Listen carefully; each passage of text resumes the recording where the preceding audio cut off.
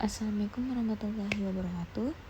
Perkenalkan, nama saya Meli Aprianti dari kelas C dengan NIM 2101061109. Di sini saya akan membuat tugas mengenai non-verbal pain indicator. Di sini saya akan menjelaskan sedikit mengenai komunikasi nonverbal dalam perawatan geriatri dan adapun nanti teknik-tekniknya. Yang pertama, di sini saya akan melakukan penjelasan sedikit mengenai komunikasi nonverbal dalam perawatan geriatri. Teknik komunikasi nonverbal menjadi penting dalam perawatan pasien geriatri untuk membangun hubungan terapeutik dan memahami kebutuhan mereka.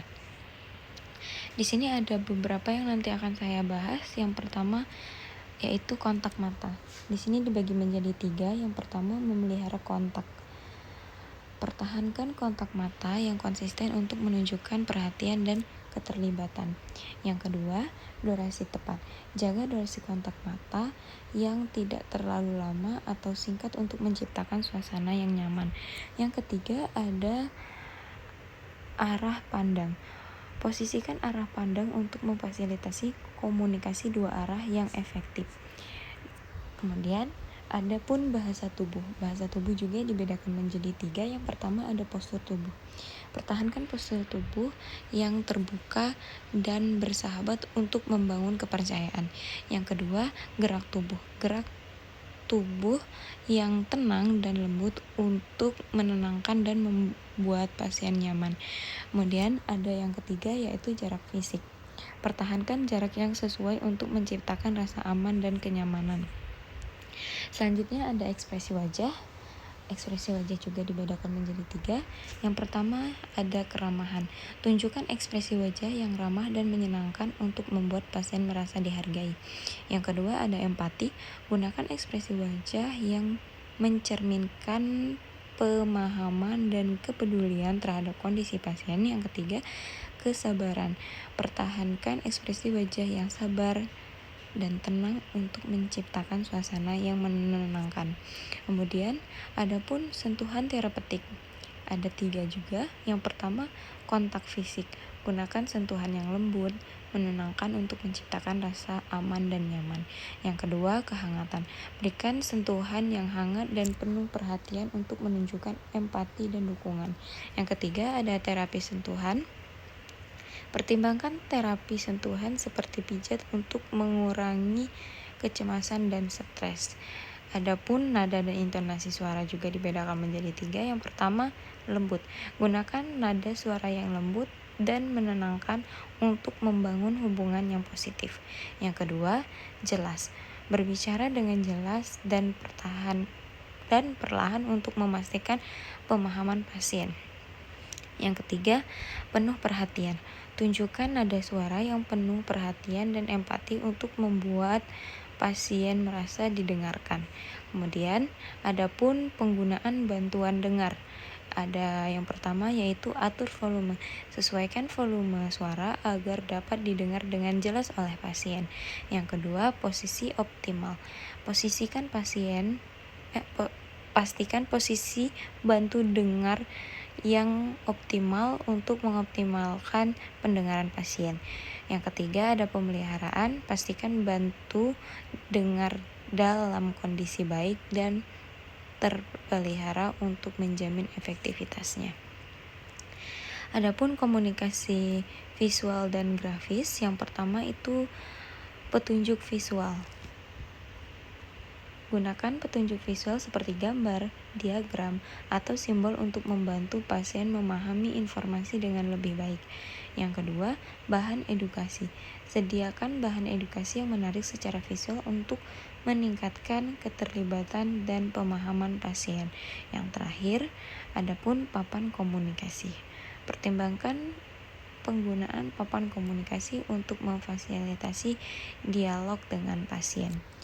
Kemudian akan dilanjutkan dengan pembahasan selanjutnya. Baik, saya lanjutkan kembali penjelasannya. Yang kedua ini kita akan membahas tentang teknik komunikasi nonverbal untuk geriatri. Di slide sebelumnya itu kita menjelaskan mengenai komunikasi, bagaimana cara berkomunikasi kepada pasien geriatrik. Kemudian di sini ada teknik komunikasinya. Untuk teknik komunikasi nonverbal pada geriatri, sebagai perawat atau profesional kesehatan yang bekerja dengan pasien geriatrik, komunikasi nonverbal sangat penting untuk memahami dan memenuhi kebutuhan mereka. Nah, untuk teknik yang pertama yaitu kontak mata. 1. Temukan. Pertahankan kontak mata untuk menunjukkan perhatian dan empati. Yang kedua, amati. Amati ekspresi mata pasien untuk memahami perasaan mereka. Yang ketiga, sambungkan. Yaitu gunakan kontak mata untuk menciptakan hubungan yang lebih profesional. Kemudian adapun bahasa tubuh. Nah, untuk bahasa tubuh ini yang pertama terbuka. Gunakan bahasa tubuh terbuka dan bersahabat seperti menundukkan badan dan menghadap pasien. Yang kedua, gerakan. Perhatikan gerakan pasien untuk memahami perasaan dan kebutuhannya. Yang ketiga, adapun sentuhan. Sentuhan lembut dapat menenangkan dan memberikan dukungan, tapi harus meminta izin terlebih dahulu kepada pasien. Kemudian, adapun ekspresi wajah. Nah, di sini ada 4 kategori untuk ekspresi wajah. Untuk teknik yang pertama yaitu senyum. Senyum dengan tulus dapat memberikan kesan hangat dan menyenangkan. Teknik yang kedua adapun responsif. Nah, di sini ada bereaksi dengan tepat terhadap ekspresi wajah pasien untuk menunjukkan empati. Dan yang teknik yang ketiga ada emosi. Pertahankan ekspresi wajah pasien untuk memahami perasaan mereka. Jadi kita harus memperhatikan ekspresi wajah pada pasien itu juga. Kemudian yang keempat adalah kesabaran. Jaga ekspresi wajah yang sabar dan tenang untuk membuat pasien merasa aman. Kemudian untuk yang selanjutnya ada nada suara. Untuk teknik di bagian nada suara ini dibedakan menjadi 3. Yang pertama, jelas. Bicara dengan nada suara yang jelas dan lembut dan mudah didengar. Kemudian yang kedua, lamban. Berbicara dengan tempo yang lebih lambat untuk memastikan pemahaman pada pasien. Kemudian ada lembut. Gunakan nada suara yang lembut dan menenangkan untuk menciptakan suasana yang nyaman. Nah, untuk selanjutnya adapun gerakan tangan. Untuk gerakan tangan di sini ada 4 teknik. Yang pertama, tunjukkan. Gunakan gerakan tangan untuk menunjukkan arah atau objek. Yang kedua, sapa. Lambaikan tangan untuk menyapa atau mengucapkan salam tinggal. Yang ketiga ada apresiasi. Berikan gerakan jempol untuk menunjukkan persetujuan atau dukungan. Yang keempat ada batas. Gunakan gerakan tangan untuk menunjukkan batas atau meminta berhenti. Jadi untuk gerakan tangan ini atau gestur tubuh bisa kita lakukan juga pada pasien geriatri. Kemudian di sini ada kontak fisik. Kontak fisik ini dibedakan menjadi 3. Yang pertama, tanyakan izin. Nah, di sini kita harus selalu meminta izin sebelum menyentuh pasien. Apakah pasien tersebut berkenan atau tidak. Yang kedua, pendekatan lembut. Gunakan sentuhan lembut dan penuh perhatian. Yang ketiga, observasi reaksi. Perhatikan reaksi pasien dan sesuaikan sentuhan sesuai kenyamanannya. Apabila pasien membutuhkan sentuhan dan pasien juga meminta atau mengizinkan, maka harus kita lakukan. Tapi apabila pasien itu menolak, alangkah baiknya kita lakukan dengan teknik yang lain. Kemudian ada memahami kebutuhan pasien. Nah, untuk memahami kebutuhan pasien di sini ada 4. Yang pertama, perhatikan tanda-tanda. Untuk tanda-tanda di sini maksudnya kita perhatikan ekspresi wajah, bahasa tubuh, nada suara. Yang kedua, dengarkan dan dengan seksama. yang harus kita dengarkan dengan seksama. Maksudnya di sini cermati apa yang pasien itu katakan dan tidak dikatakan, apa yang mereka suka, apa yang tidak mereka sukai. Kemudian yang ketiga ada juga sikap empati. Untuk sikap empati di sini kita harus menunjukkan pemahaman dan kepedulian kepada pasien. Yang terakhir, sesuaikan pendekatan. Nah, di sini kita perlu beradaptasi. Di sini kan adaptasi gaya komunikasi sesuai dengan kebutuhan unik pasien. Jadi kita harus menyesuaikan dengan kondisi pasien itu juga. Jadi kita tidak bisa asal-asalan dalam melakukan tindakan. Baik, mungkin hanya ini saja yang bisa saya sampaikan mengenai materi komunikasi kepada pasien dan teknik-tekniknya. Lebih dan kurangnya saya mohon maaf. Saya akhiri untuk penjelasan ini dengan menutup penjelasan ini. Billahi taufiq wal hidayah. Wassalamualaikum warahmatullahi wabarakatuh. Kemudian nanti akan saya lanjutkan dengan pembuatan video mengenai pengkajian non-verbal pain indikator. Terima kasih. Baiklah, assalamualaikum warahmatullahi wabarakatuh. Perkenalkan, nama saya Maria Priyanti. Di sini saya bertugas pada malam hari ini.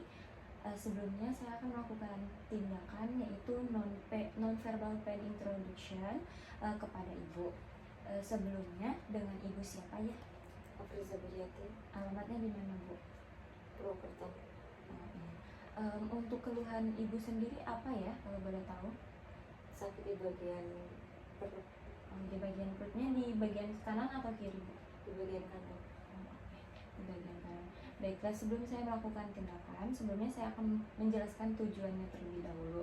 Di sini saya akan melakukan sedikit pertanyaan ataupun pengkajian kepada ibu. Tujuannya untuk menghilangkan rasa sakit pada area perut ibu ya. Kemudian untuk waktunya itu sekitar 5-7 menit. Apakah ibu bersedia? Bersedia. Baiklah, berhubung ibu bersedia, saya izin untuk mencuci tangan terlebih dahulu. Cuci tangan selesai. Kemudian saya izin mempersiapkan alat terlebih dahulu dan menutup tirai. Kemudian baiklah ibu bisa tunjukkan lebih spesifik di area bagian mana, ibu? Di bagian sini. Kalau dipegang areanya sakit nggak, ibu? Cukup sakit. Kalau yang di sini, Bu? Tidak. Aduh, sakit. Bagian yang di sini ya, Bu, berarti ya. Betul. Sebentar ya, Bu, saya sekalian melakukan pengkajian ya.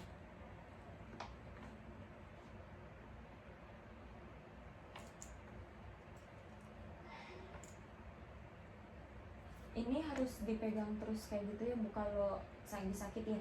Iya, betul. Kalau seandainya nggak dipegang gimana, Bu? Masih sakit atau enggak ya? Cukup mendingan.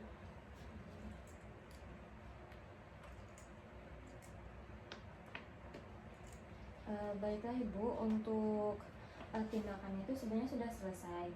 Bagaimana Ibu perasaannya setelah saya lakukan tindakan? Cukup mendingan. Baiklah. Berhubung Ibu sudah merasa mendingan, apakah ada yang ingin ditanyakan Ibu sebelumnya? Cukup. Baiklah, saya izin berpamitan terlebih dahulu. Untuk tindakan selanjutnya akan dilakukan oleh teman saya ya, Bu. Sebelumnya saya akhiri wabillahi taufiq wal hidayah. Wassalamualaikum warahmatullahi wabarakatuh.